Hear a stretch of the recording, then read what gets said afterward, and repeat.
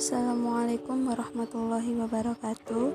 Kami dari kelompok 4 akan mempresentasikan hasil diskusi dari kelompok kami yang bertemakan ijtihad. Sebelumnya kami akan memperkenalkan anggota kami.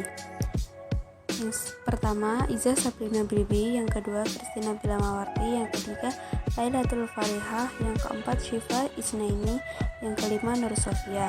Di sini kami akan membahas tentang yang pertama pengertian ijtihad, yang kedua macam-macam ijtihad, yang ketiga metode ijtihad, yang keempat hukum ijtihad, yang kelima syarat-syarat mujtahid, yang keenam tingkatan mujtahid.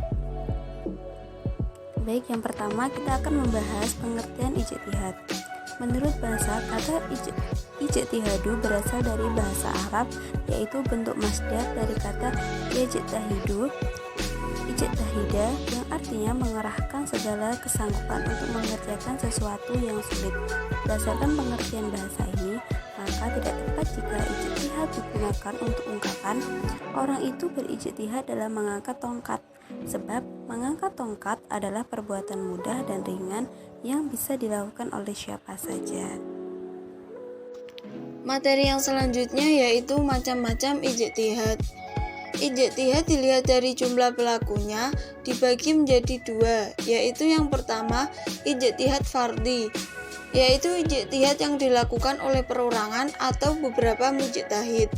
Misalnya, ijtihad yang dilakukan oleh Imam Mujtahid besar, Imam Abu Hanifah, Imam Malik, Imam Syafi'i, dan Ahmad ibnu Hanbal.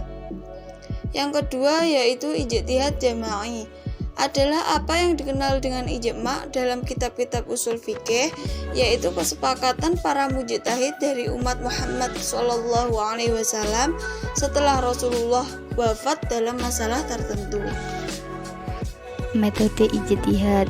Untuk melakukan ijtihad, menurut Az-Zarbashir ada beberapa cara yang harus ditempuh oleh seorang mujtahid. Di antaranya, pertama qiyas, yaitu dengan cara menyamakan hukum suatu dengan hukum lain yang sudah ada hukumnya karena adanya persamaan sebab.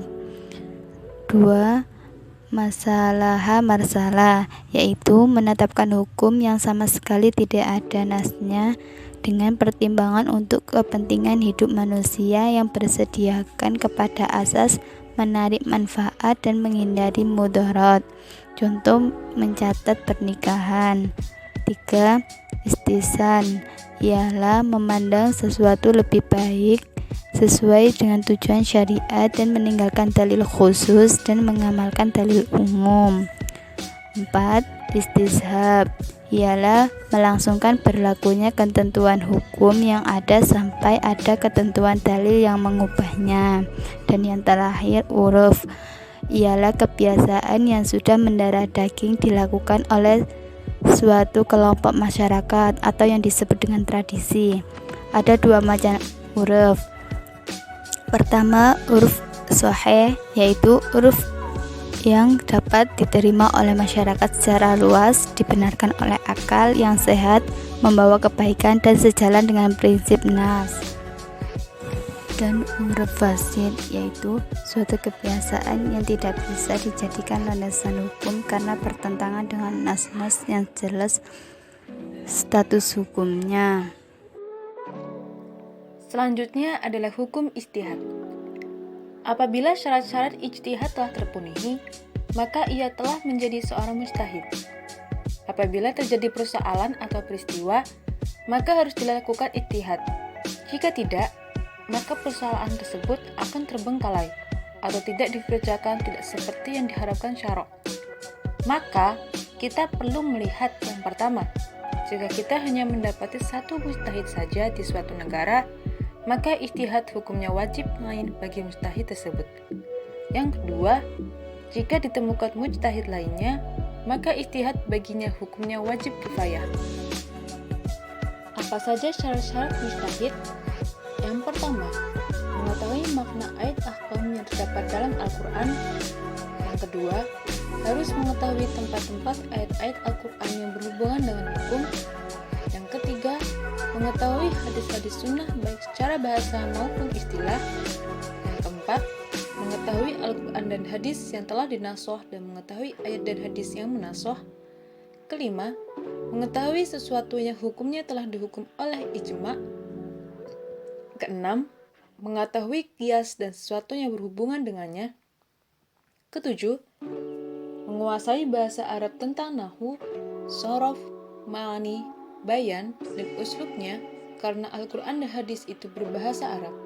Kedelapan, mengetahui ilmu usul fikih. Dan yang kesembilan, mengetahui maqasid syariah dalam penerapan hukum. Tingkatan mujtahid. Orang yang melakukan ijtihad disebut mujtahid. Mujtahid memiliki tingkatan-tingkatan sebagai berikut. 1. Mujtahid fi al-syari disebut sebagai mujtahid mustaqil, ialah orang yang membangun suatu mazhab seperti imam mujtahid yang 4, yaitu Imam Abu Hanifah, Maliki, Syafi'i, dan Ahmad bin Hambal.